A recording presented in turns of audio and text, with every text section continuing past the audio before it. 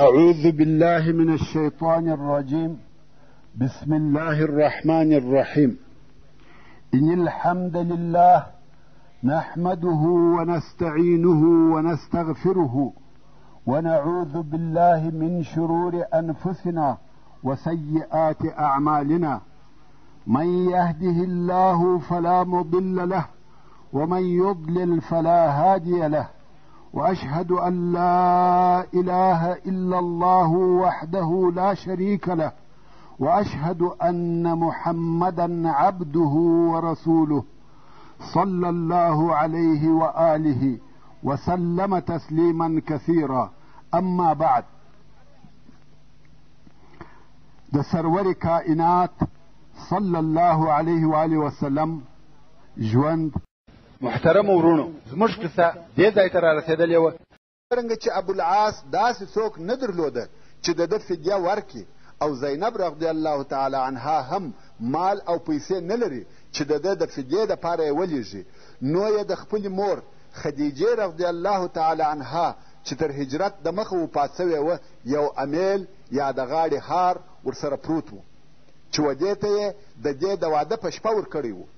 نو یې هغه امیل د یو څه نور مال سره و رسول الله صلی الله علیه و آله وسلم ته ورولېږي چې دا یې د ابوالعاص فدیه. رسول الله صلی الله علیه و آله وسلم چې دغه امیل ولیدی، خدیجه رضی الله تعالی عنها یې ورپه یاد سوه او ویې ژړل. هغه ښځه یې ورپه یاد سوه چې د ده صلی الله علیه و آله وسلم سره یې کومکونه کړي وه، د ده علیه الصلاة وسلام سره یې 25 کاله ژوند او فداکارۍ کړي وې.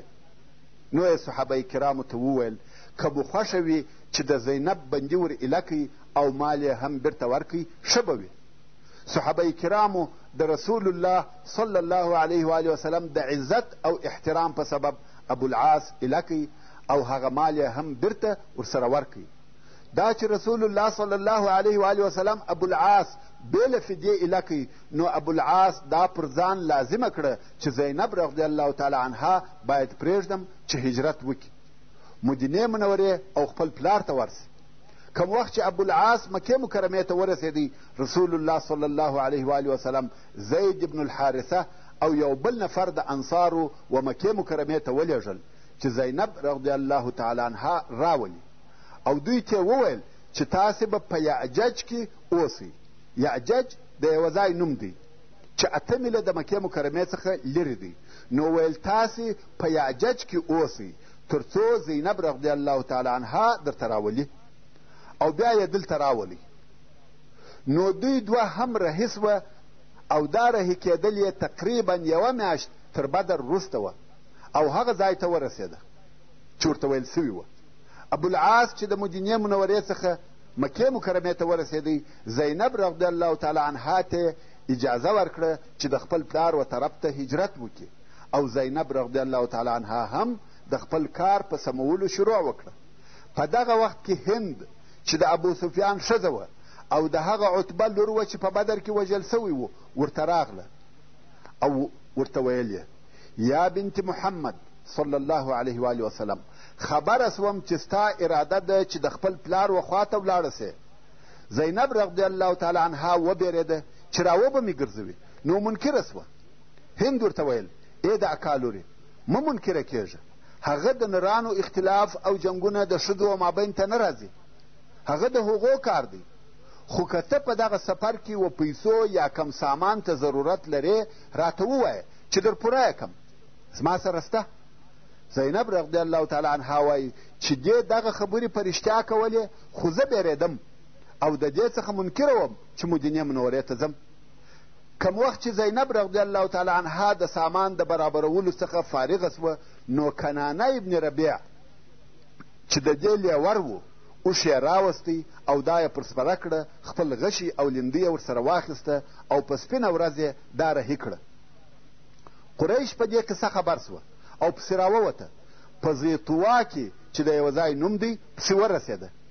اول هغه څوک چې و زینب رضی الله تعالی عنها ته ور دمخه سو هغه حبار ابن الاسود و او پر زینب رضی الله تعالی عنها یې نیزه پورته کړه. دا وبېرېده او د ډېرې بیرې څخه هغه کوچنی چې د دې په نس کې و ولوېدی. کنانه ابن ربیع اوښ چوکی غشي او لیندۍ یې واخیسته، ویل والله چې هر یو رانږدې سي مګر دغه غشي د هغه په نس کې وي. قریش ځینې وګرځېده، خو ابو سفیان د خبرو دپاره وردمخه سو. ویل دا دې ښه کار ونه کوي چې ښځه دې په سپینه ورځ د خلقو په حضور راویسته، او تا ته هغه زموږ غم او مصیبت هم در معلوم دی چې د محمد صلی الله علیه و آله وسلم د لاسه راته پیښ دي. خلق به وایي چې لور یې زموږ د ضعف په سبب ورولېږل، نو دا زموږ دپاره پیغور دی او د دې راګرځول موږ ته کومه فایده هم نه رارسوي. مګر ته داسې وکړه چې ښځه بیرته مکې مکرمې ته راوله، چې خلق ووایي هغه دی موږ بیرته ښځه راوګرځول، بیا یې بیرته د شپې بوزه او پلار ته یې وروله. کنانه هم بیرته راوګرځېدی او زینب رضی الله تعالی عنها څو شپې په مکه مکرمه کې تېرې کړې او بیا یې یوه شپه د شپې ویسته څو زید ابن الحارثه او د هغه ملګري انصاري ته ورتسلیم کړه او هغو بیا مدینې منورې ته بوتله. دا یو څه هغه واقعې وې چې په بدر کې پیښې سوي وې.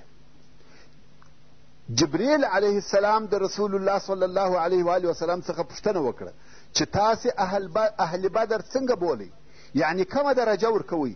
رسول الله صلی الله علیه و آله وسلم وفرمایل اهل بدر په موږ کې هغه بهتر او افضل خلق دي، یعنی د لوړې درجې مسلمانان هغه کسان دي چې و بدر ته حاضر سوي دي.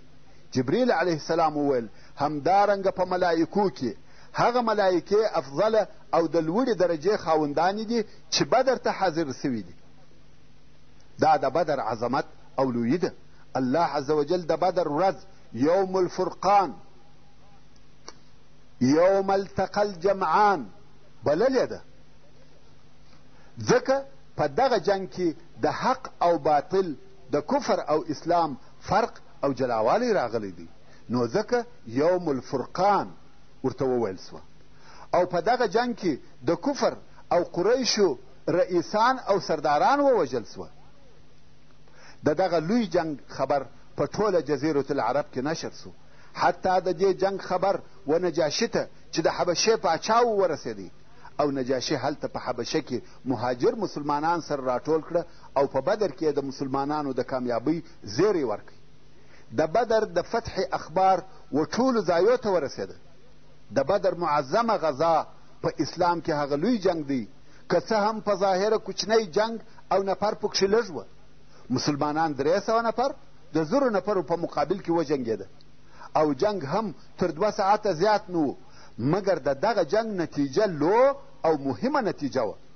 مسلمانانو په دې جنگ کې وکولای سوای چې د کفر ټول رئیسان د بینه یوسي. په دغه جنگ کې د دې امت فرعون ووژل سو. اسلام په دغه یوه جنگ نشر او مشهوره سو. مسلمانانو وکولای سوای چې په دغه جنگ کې د قریشو قوه، هغه چې په جزیرة العرب کې لوی او مهم طاقت و، د بینه یوسي. دا د اسلام د نشرولو دپاره لوی اعلان و، ځکه د عربو ساداتو او مشرانو شکست وخوړی. دغه جنگ د اسلام دپاره لوی دعوت و.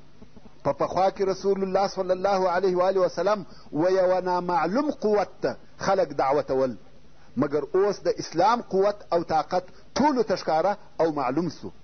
قریشو ته شکست ورکوي، نو دا په خپله نسبت و پخوانیو دعوتو ته لوی دعوت او بلنه سوه. مسئله که څه هم ساده او کوچنۍ وه، مګر آثار او نتایج یې ډېر لوی وه. د سورة الانفال ډېر آیاتونه د بدر د جنگ په باره کې نازل سوي دي. دغه صورت پر دغه جنگ الهي تبصره ده. دغه تبصره د هغه تبصرو څخه ډېره مخالفه ده کم چې پاچهان یا قومندانان یې پس له فتح او کامیابۍ څخه پر خپلو جنګو کوي. اولا الله عز وجل د مسلمانانو نظر و هغه تقصیراتو او اخلاقي کمبودتیاو ته ورواړاوه کم چې تر اوسه په دوی کې پاته وې، او ځینې هم د ځینو مسلمانانو څخه پیښې سوې. نو هلته داسې آیاتونه نازل سوه چې دوی د خپلو ځانو په پوروالي او د اخلاقو په پوره ښه والي کې کوښښ وکړي چې د دغه کمبودتیاو څخه خلاص سي. او بیا یې هغه حالات بیان کړه چې په دغه فتحه کې د مسلمانانو سره الهي تائید، کومک او نصرت ورسره و، دا د پاره د دې چې دوی په خپل شجاعت او پهلوانۍ مغروره نسی او په زړو کې غرور او کبریا ځای ونه نیسي، بلکې پر الله جل جلاله به توکل کوي او د الله او رسول الله صلی الله علیه و آله وسلم به اطاعت کوي او بیا یې هغه لوړ هدف او مقصد ورته بیان کوي کم چې د هغه هدف دپاره رسول الله صلی الله علیه و آله وسلم دغه خونړۍ جګړه وکړه او هغه صفات او اخلاق یې وروښول چې هغه په جنګو او معرکو کې د فتح او کامیابۍ سبب ګرځي.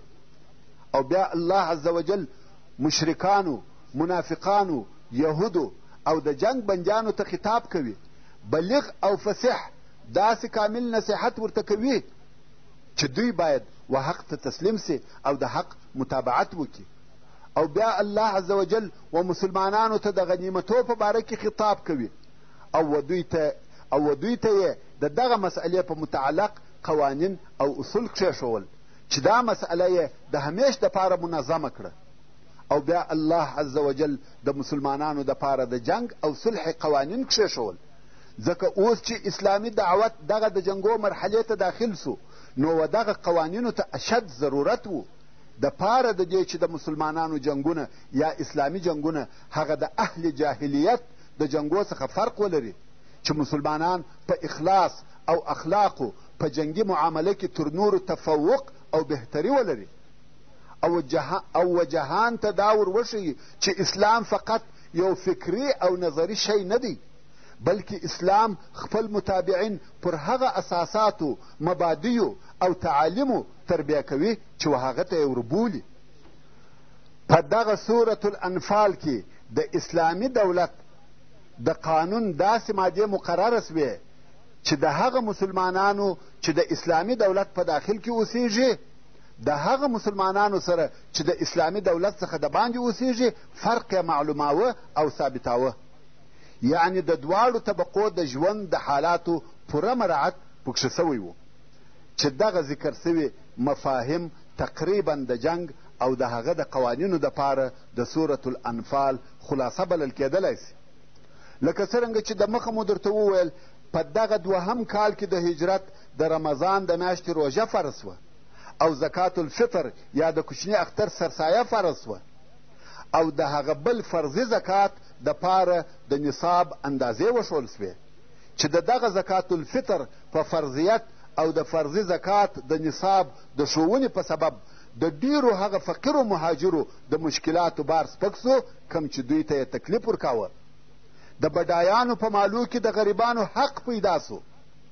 سبحان الله، د یوه ښایسته تصادفي حالاتو څخه یو دا و چې د مسلمانانو هغه اول اختر چې په خپل ژوند کې اسلامي اختر کاوه، کم چې د هجرت د دوهم کال د شوال د میاشتې اختر و، ځکه روژه په دغه کال فرض وه او دغه اول اختر و.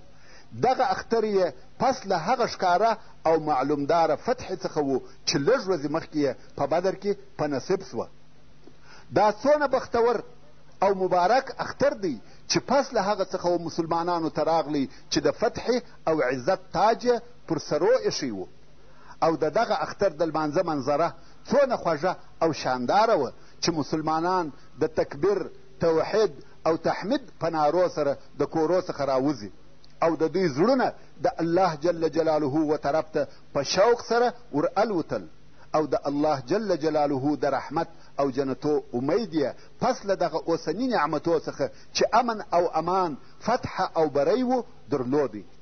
او الله عز وجل دغه اوسني نعمتونه د سورة الانفال په 26 نمبر آیات کې ورته بیانوي او فرمایي: واذکروا اذ انتم قلیل مستضعفون فی الارض تخافون ان یتخطفکم الناس فآواکم وأيدكم بنصره ورزقكم من الطيبات لعلكم تشکرون.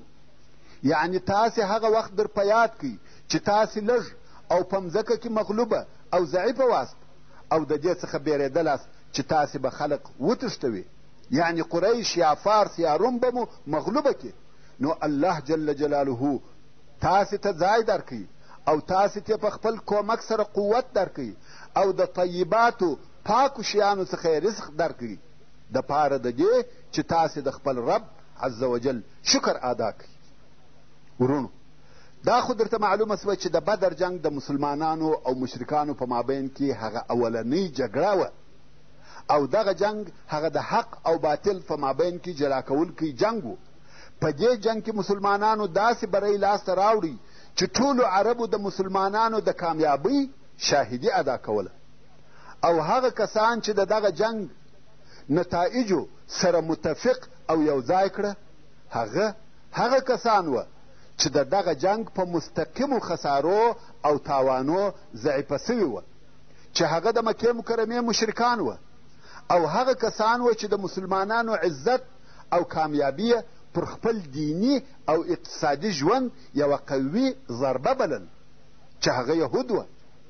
د کمه وخته څخه چې مسلمانان د بدر په غذا کې کامیابه سوه دغه دوې ډلې د قهر او غضب حسد او عناد په اور کې کړېدې.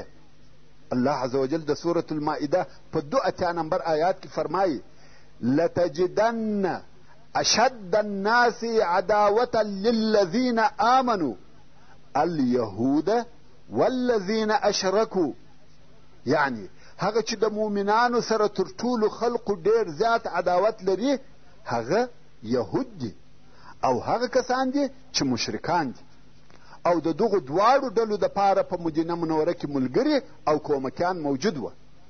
هغه کومکیان یې څوک وه؟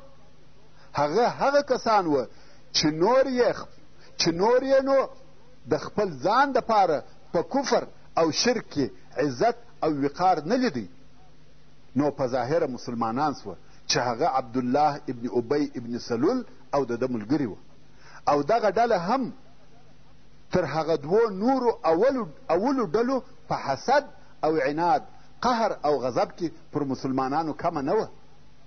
او هلته یوه بله څلرمه ډله هم وه چې هغه صحرایي عرب وه چې د مدینې منورې په شاوخوا کې اوسېده خو د هغو دپاره د کفر او ایمان مسئله مهمه نه وه. هغه بیا د چور او چپاول خلق وه. هغه هم د مسلمانانو په نصرت او کامیابۍ مضطرب او پریشانه سوه او پر دې بیرېده که په مدینه منوره کې یو قوي حکومت جوړ سي نو به دوی د دې څخه منع کړي چې د چور او حملو د لارې د قوت او طاقت لاسته راوړي. نو یې د مسلمانانو سره حسد درلودی او د مسلمانانو دشمنان وګرځېده. نو په دغه سبب د هره طرفه پر مسلمانانو خطرونه راوګرځېده. مګر دغه ډلو د مسلمانانو سره په خپل سلوک او کړنلاره کې فرق سره درلودی او هرې ډلې هغه لار اختیار کړې وه چې د دوی په فکر دوی یې خپل مقصد ته رسول. هغه کسان چې په مدینه منوره کې او د هغې پر شاوخوا اوسېده هغو په ښکاره سره اسلام راوړي خو په دننه کې یې د شر او فساد د سیسو او فتنو په جوړولو کې کوښښ کاوه. خو یهودو بیا په ښکاره سره د دشمنۍ اعلان کاوه. خپل حسد او عناد یې و میدان ته راویستی. مګر د مکې مکرمې مشرکانو بیا د فیصله کوونکي جنگ اخطارونه ورکول او د خپل انتقام او بدلې نارې وهلې او د جنگ دپاره یې په ښکاره سره خلق او اسلحې سره جمع کول چې د دوی حالاتو په زبان حال سره و مسلمانانو ته دا ویل چې خامخا یوه داسې ورځ راتلونکې ده چې موږ به ستاسې څخه خپله بدله او انتقام اخلو. او واقعا یې هم په وروسته کې داسې جنگ و مدینې منورې ته وروستی چې د مسلمانانو پر هیبت او نامه یې ډېر بد اثر وکړي چې هغه د احد جنگ و. خو مسلمانانو په دغه خطرناکه موده او حالاتو کې د خپل قائد اعلی په قیادت داسې رول ادا کوي چې په هغه رول کې د رسول الله صلی الله علیه و آله وسلم د قیادت نبوغ او عبقریت ځلېدی.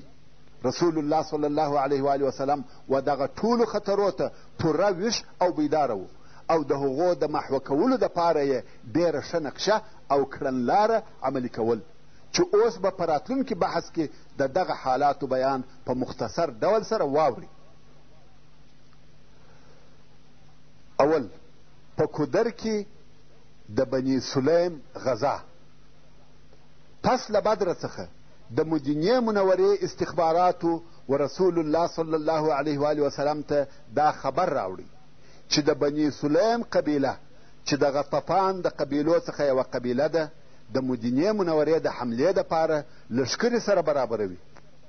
نو رسول الله صلی الله علیه و وسلم ډېر ژر د 200 سپرو سره د دغه قبیلې و طرف ته ورووتی چې دغه فتنه په هغه خپله ځالګۍ کې خاموشه کړي، تر څو چې د دغه قبیلې و کورو ته چې په کودر کې پراته وه ورورسېدی. بنو سلیم ته چې دا خبر ورسېدی د خپلو کورو څخه وتښتېده او هلته په یوه شیله کې 500 اوښه او یو مریی چې یسار نومېدی ځینې پاته سوه. دغه اوښان او دغه نفر مسلمانانو ونیول. پس له هغه څخه چې د اوښانو څخه یې خمس وایستی، پاته اوښان یې پر مسلمانانو تقسیم کړه چې و هر نفر ته 2 اوښه ور ورسېدل او هغه مریی یې آزاد او ایله کړي.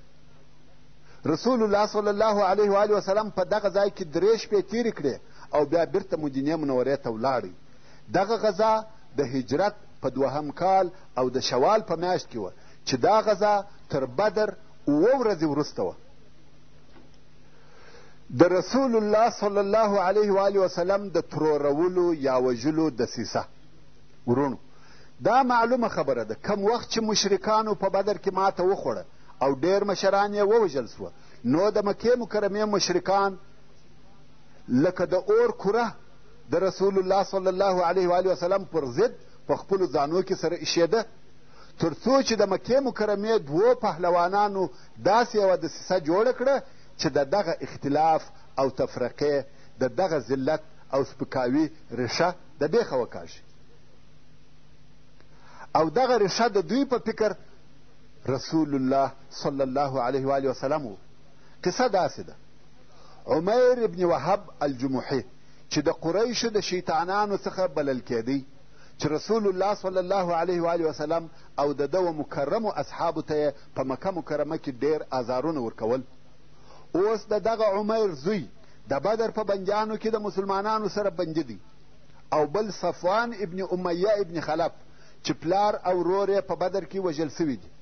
دغه 2 نفره د کعبې شریفې په حجر یا حتم کې سره ناست دي او خبرې سره کوي. اول یې هغه کسان یاد کړه چې د بدر په جنګ کې وژل سوي وه، او بیا مسلمانانو وسات ور واچول، او بیا یې د مکې مکرمې د خلقو غمونه سره بیانول، تر څو چې صفوان وویل والله پس له دوی څخه په ژوند کې خوند او خیر نسته. عمیر وویل رښتیا وایي، په والله که پر ما پورونه نه وای باندې او پر دغه کوچنیو اولادو نه بیرېدلی چې تر ما وروسته به خوار او دربدره سي، زه به دغه اوس د محمد صلی الله علیه و وسلم پر طرف د هغه د وژلو دپاره وررهي سوی وای، او زه د ورتلو دپاره بهانه هم لرم، ځکه زما زوی د دوی سره بندي دی. صفوان موقع مناسبه ولیده او غواړي چې د لاسه یې ونوځي. ویل ستا پور یې پر ما، زه ادا کوم، او اولادونه دې زما د اولادو سره یو ځای کوم، هر څه چې مې په وسه پوره وي په والله هغه نه ځینې منع کوم. عمیر ویل دغه خبره د ځانه سره وساته چې څوک نسي په خبر. صفوان ویل بېغمه اوسه. عمیر ولاړی، خپله توره یې ښه تېره او په زهرو زهرناکه کړه. هغه داسې چې توره بیا ګرمه کړه او په زهرو کې بیا کښېښول. د زهرو اوبه بیا په وچښلې چې د دغه تورې زخم بیا نه جوړېدی. دا د هغه وخت زهرناکه یا کیمیایي اسلحه وه. او بیا مخ پر مدینه منوره رهي سو، تر څو هلته د مسجد د دروازې سره یې خپله اوښه چوکه کړه او دی ځینې راکښته سو. تاسې پوهېږئ چې د عمیر څه نیت او څه مقصد دی؟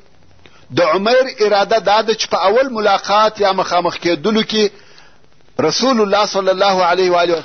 محترمو ورونو، زه او تاسې باید ټول په دې پوه سو چې هره پیته د قصې په مابین کې پای ته رسېږي. څرنګه چې اوس زموږ پیته پای ته ورسېده، نو پاته قصه به په راتلونکې پیته کې واورئ انشاء الله تعالی.